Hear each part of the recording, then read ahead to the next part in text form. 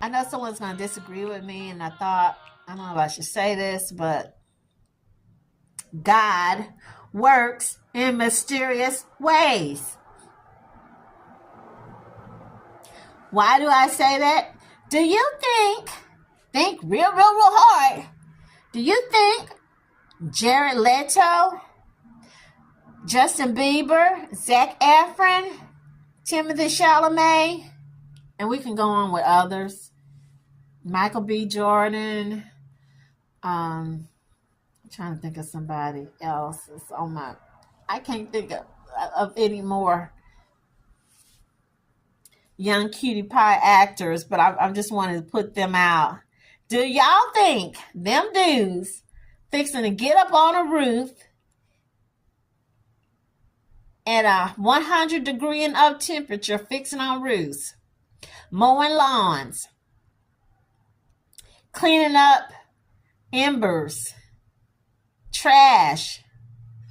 Heck no, unless it's their mammy house, their mama papa house.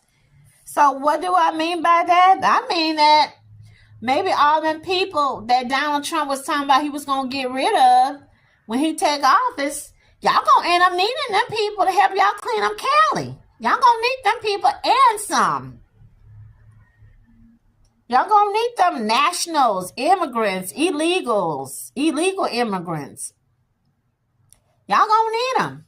You're going to need them to do the roofs, do the tile, paint, haul. I don't know. They might have to have. I remember someone was saying when the Katrina happened, they were asking. They had companies that was getting people from different parts of Texas to go to New Orleans to help clean up, and they were paying them pretty good, if I remember. I forgot what they called them. It was like cleanup crews. So all this that y'all thought we was going to do or was going to happen, I don't think it's going to happen, you guys. It might be kind of good for them because remember, we're all God's children, even though some people don't think we all God's children. And that's including some of the people from other places who sometimes they get here and they got their little nose up in the air about some people that has already been here, but you love to move into these neighborhoods. Okay, I just had to throw that one in. Supposed to meet my fiance for a drink down in Pasadena, and then I got a text saying there's a fire near your house. So I drove back here, and the line of cars was miles long getting out. And then I saw a big fireball on the right, and I couldn't go any further, so I turned around. Never got to my home. So the next morning, before they put up blockades, we snuck in here, and there was fires everywhere. Oh, God, Mark, I'm praying my house is still there. God. I haven't seen it since Wednesday. And there's been embers and flames. Oh, my God. Everybody loved this house right here, and it's gone. I'm going to make a right turn into here, and I'm going to say a prayer. It's still there.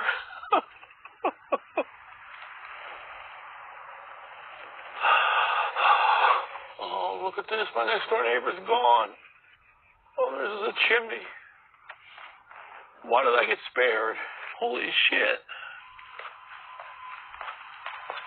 Yeah, walking into the house was like a time machine. It was untouched. It was dated back to Christmas. A dead Christmas tree, Christmas wrappings on the floor. The smoke is unbelievable. The smoke is unbelievable in the house. I don't know how we're going to live here. I don't know how. I just don't know how the house is in one piece. And I thank God for that. But this neighborhood is so special. I just can't believe that this is still standing. I don't know how God works, and I feel so, at one point I feel relieved, and at another point I feel so guilty. What did I do to deserve my house still be there when I've lost all my neighbors? And this neighborhood has changed forever. It's a living hellscape up here. Why this house that I share with the amazing Roxana, a house she remodeled completely, and turned into a refuge. Why this house survived, I don't know.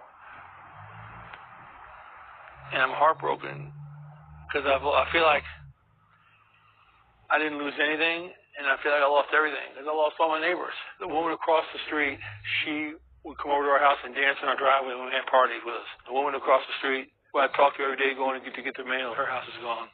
I don't know how we get back from this. I love this neighborhood. I want this neighborhood to rebuild, but this is going to be basically a construction zone for the next 2-3 years. It's going to take forever to get back. You know how God works. I rounded the corner, and I'm praying out loud. I'm praying Hail Marys. I'm praying my house is here. But then it's here, and I realize, where is here? There is no more here. So I'm thankful and blessed the house is here, but there is no more here. Welcome back to Politics Nation. Firefighters are continuing to make progress in containing the wildfires in Los Angeles. The Eden fire is now 73% contained, and the Palisades fire is 43% contained. At least 27 people are confirmed dead, and 18 are still unaccounted for. President-elect Trump said today his plans to visit the area maybe next week. Meanwhile, the family of 59-year-old Altadena resident Evelyn McClendon is filing a wrongful death lawsuit against the utility company Southern California Edison, claiming they are partially responsible for the disaster. Joining me now is Evelyn's brother, Zaire Calvin, and civil rights attorney Camilla Moore, who works for the Office of Attorney Ben Crump, who is representing the family. Thank you for joining me today. Attorney Moore, can you start by telling us a little more about the lawsuit? Yes, absolutely. Thank you so much, Reverend Al.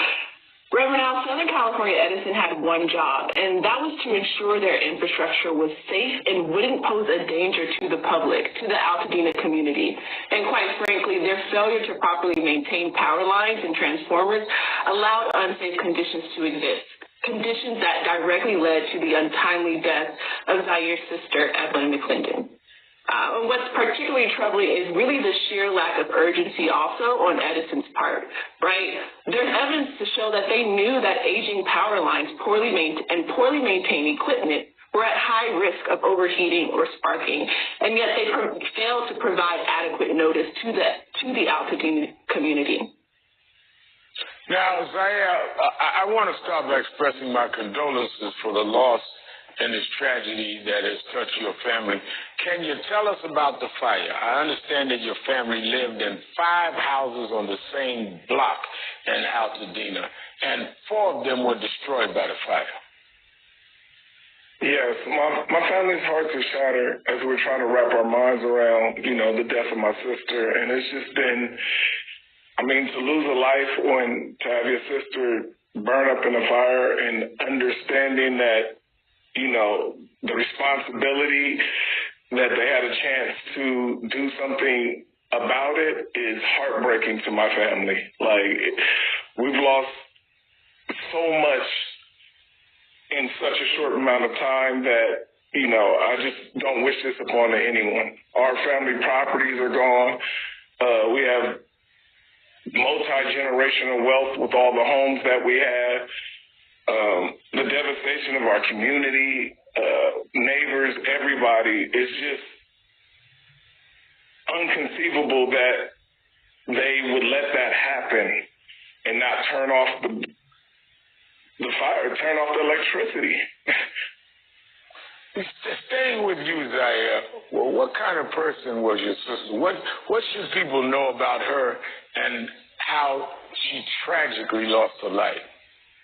My sister was a God-fearing woman who, Christ was the light of her life, and she would literally be with her online community, just doing praise and worship. She's never been arrested for anything in life, ever, never been in trouble. She was a Loyola Marymount graduate. She became a bit of a recluse later on in life when she entered corporate America because it was hard on her. And, you know, she was just an amazing human being who never hurt anyone. She never hurt anyone. And she was, like I said, a believer in God and Christ, and that was her walk in life, was all about Christ. Now, what do you expect to happen to your family's properties? Are you confident you can remain in Altadena? No, the fear is that these companies and corporations, it's already happening. So to give an understanding to the public, imagine all of your friends and family, everybody, all being displaced at the exact same time. All my friends are calling me because all their houses are burnt down in my neighborhood. Mm-hmm. So we're all going through the same pain and trauma and loss. Literally talking to a friend, everybody just wants to go home. People are pulling up to their properties and literally pulling up into the neighborhood and pulling over just because they want to be at home. What's been signaled by everyone over and over again is we want to go home. We're worried about people coming in and these companies taking over our properties because we have a big, strong African-American population in Altadena. And, you know, the biggest fear is that these contract and people are going to come in and offer money and they're going to try to rebuild it the way they want it built. And we don't want that. We want our community back to the way it was. Well, certainly many of us around the country will support you in that effort, and certainly when you decide what services you will do for your sister. Attorney Moore, what do you expect to accomplish with the lawsuit? What are we after here? Well, first, thank you, Reverend Al, for providing the eulogy services for Miss Evelyn McClendon. And on your point, this case, it just isn't about what happened to Evelyn. It's about holding powerful corporations accountable when they fail to protect the communities they rely on, right? These companies have a responsibility to act, especially in high-risk areas. And when they don't, lives are lost. And I just want to say I'm also from Altadena. I head up in Crump, Los Angeles firm, but I was raised in Altadena. Me and Zaire, we went to rival high schools. He went to John Muir. I went to Pasadena High School. My parents had to evacuate. They're also displaced, right? Just like Zaire said, Altadena has a strong history of African-American culture and activism. And so we will bounce back. And I'm just incredibly honored to be working alongside Ben Crump and Andrews and Thornton, our co-counsel, who has successfully sued other entities, corporate entities, for fire litigation. And together we will get justice for Evelyn McClendon and others. Destroyed thousands of homes, also decimated the lifeblood of Altadena, small businesses. Those still standing are facing their own difficulties, the lack of critically important utilities. KTLA5 Shelby Nelson joins us live from Altadena, where she spoke with a pair of business owners. Hi, Shelby. Hi, ladies. Yeah, we're at Nutio's nursery here in Altadena at the top of the hill, and you can see just how much destruction there is on one side. I mean, all their infrastructure right here is a total loss. And a lot of the plants are also gone. But if you take a look on over to this side, I mean, there's still a lot of plants that have burned. But then beyond that, a lot of them are still standing and they're still alive up until now. But we don't know how long that's going to last. That's one of the challenges that this business owner is facing, because he says he can't get water up right now up here. They don't have water, and they have an issue with getting through the checkpoint all the time. So it's one of the many issues these business owners are facing right now. We're very possibly getting close to retiring a bit earlier than we thought. The doors could close sooner than expected on 90 years of history at this Altadena nursery. Most of the buildings are gone. All the equipment's gone. Quite a few plants are still alive. But for how long? While Jim Nutio has been able to access his property a couple of times with escorts, one critical thing is still missing: water. We have no water, and look at different ways to get the plants water. Nutio Nursery specializes in azaleas and camellias, where Nutio estimates that there were about 200,000 plants on the property when the Eaton fire raced through. Some of the plants in the sun have no chance. The ones in the shade aren't far behind unless they get watered in the next few days.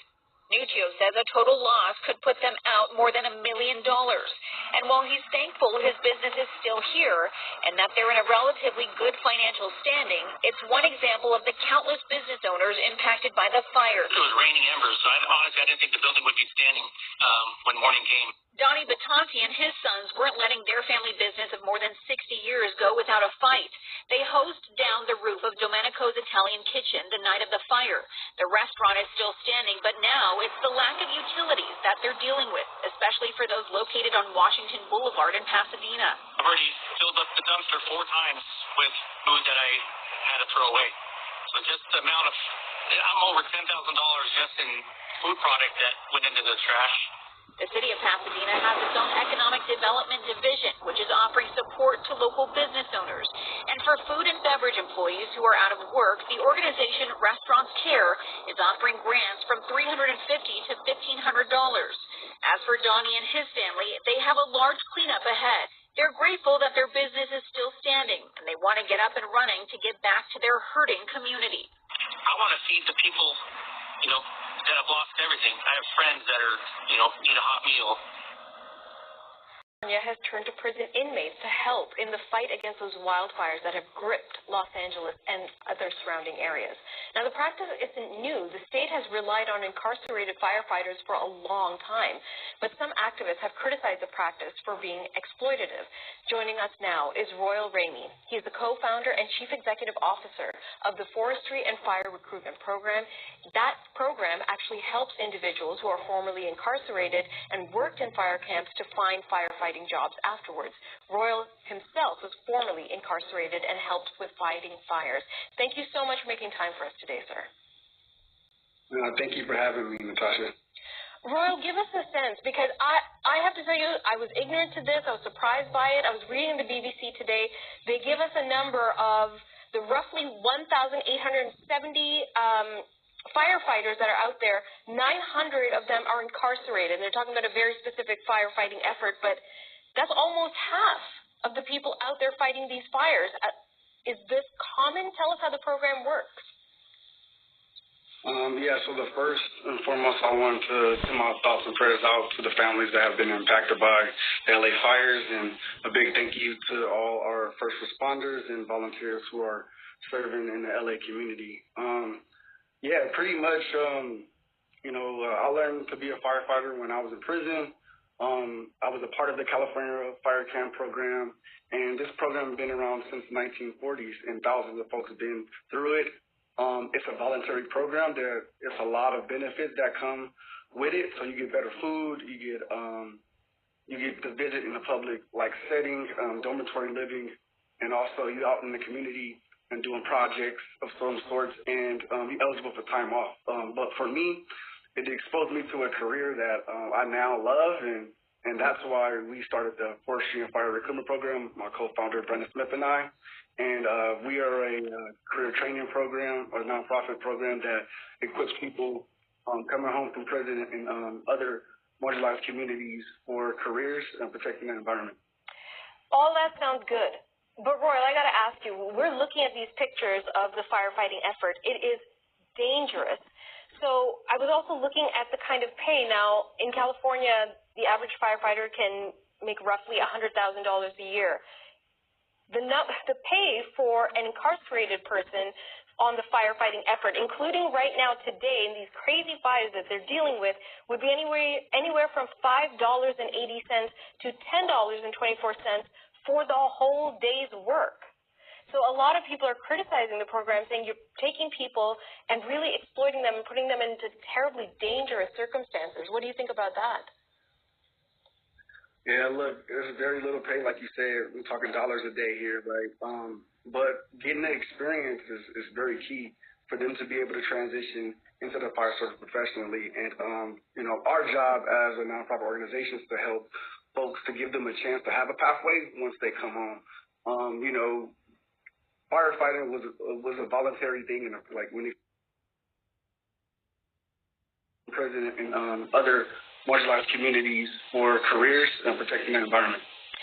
All that sounds good. But Royal, I got to ask you, we're looking at these pictures of the firefighting effort. It is dangerous.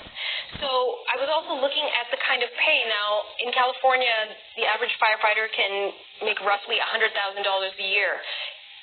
The pay for an incarcerated person on the firefighting effort, including right now today in these crazy fires that they're dealing with, would be anywhere from $5.80 to $10.24 for the whole day's work.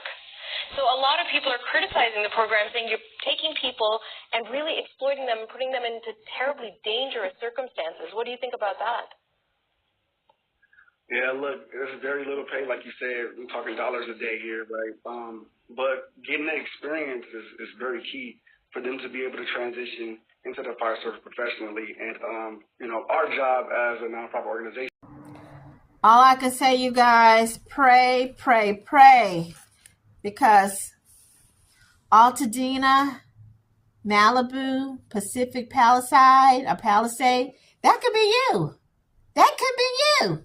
Because I just was telling someone that there is no way Ukraine could be us. There's no way that America could ever have a catastrophe,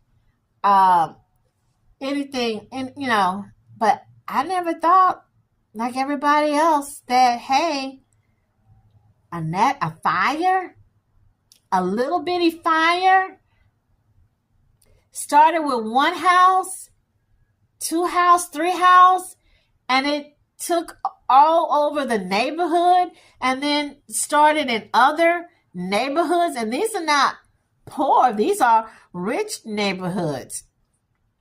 Homes start at $3 million. Neighborhoods, $123,000 is the average salary in Altadena.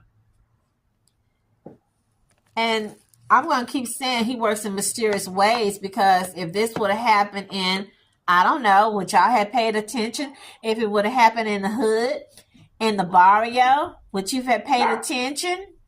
Would you have cared? Would you be quick with your GoFundMe? Would y'all all be on Fox News berating and wanting to, I hate to use the word hang, or put somebody on a cross and crucify them? Would you? No. It would be business as usual, but because it is... Let's bring in Jason Oppenheim. He's the star of Netflix Selling Sunset. He's also the owner and founder of the Oppenheim Group. It's a luxury real estate brokerage in Los Angeles. Jason, good to have you. You've been outspoken in terms of some landlords who are gouging, and when it comes to renting to people who've obviously been displaced. Is that still going on? It is, but less than it was a week ago. We've gotten the word out. I've been out on the press. Nathan Hochman, our district attorney, Rob Bonta, our attorney general, they've been making it very clear. I was on the MLS last night just taking a look to see if anything's changed, and in fact, there are still some people doing it, which is just mind-boggling to me, because I know that the district attorney is going to go after them. But it is happening much less than it was, because I think initially some landlords just didn't know what the laws were. Yeah. More specifically to the years ahead, I'm just curious to get your perspective here and what you expect the housing market in Los Angeles to sort of look like, given the devastation that's taken place in a number of these key neighborhoods. I would love to say that everyone's going to be able to rebuild, but the practical answer is that many of the people that I've spoken to, they're dentists or nurses or lawyers. They're not contractors. They have no business and no skill set to manage a 3 to 4 year rebuild process. So they may just have to sell to developers at some point. These areas will get rebuilt and probably stronger and better than ever before. But if I had to guess, I'd say we're 5 to 7 years away from that. Do you think people will leave LA? Well, I know they will, because I'm receiving calls from people who want to go to Newport Beach or even leave the state. But I don't think we're going to see, any mass migration. Many people grew up here, their families are here, their kids go to school here, they want to remain here. 95% of the calls that I'm receiving are people, example, if they lost their house in the Palisades, they want to find a house in Brentwood or Santa Monica. Problem is, I've got there are hundreds, if not thousands, of people that want to do that, and there's only a few dozen homes available in those areas.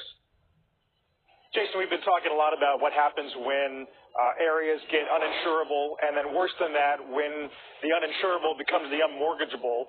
Do you see banks sort of reassessing risk with the idea that maybe in 30 years, at the end of a fixed mortgage, this area might not be viable?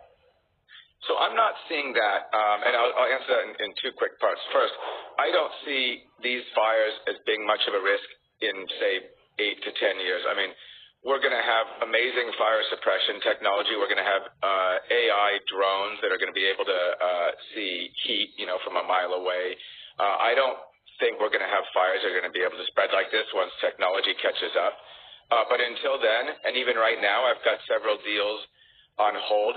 Insurers are not writing any more insurance policies in California. It's a complete and utter freeze on writing policies. So we are not able to transact any business right now unless they can get the California Fair Plan, which caps out at $3 million. And you're seeing lenders right now pause on lending until they can go out and send people to the homes to make sure they're still. It's scary. It's terrifying. But would people have paid attention? Would people have cared? Would there have been the same type of feelings? If it would have been, I don't know, Inglewood, Compton, Watts, or one of the little neighborhoods, poor areas, I'm going to just answer the question for you. They wouldn't have cared. I'm still going to go back to these insurance companies. Yes, they need to be sued. Governor Newsom, I don't know if you can sue him. I don't really think he's to blame.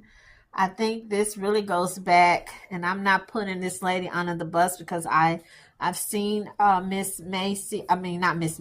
Bass from a distance, from on TV, on the news, and she seems to be a nice, sweet lady. But at the end of the day, when you're a person that's running something or however it is, I don't know, you work at Chuck E. Cheese and you're the manager. If you work at Macy's and you're the manager for the men's department. If you work for, I don't know, the WIC office, or are you the manager at the Attorney General office? You're supposed to know what's going on. The buck stops at you. You're supposed to know what the Unit A, Unit B, Unit Z, Unit X. You're supposed to know what your people are doing, where everything is at, what's going on. So to me, yes, the lady, the fire chief, these women, they're not gender.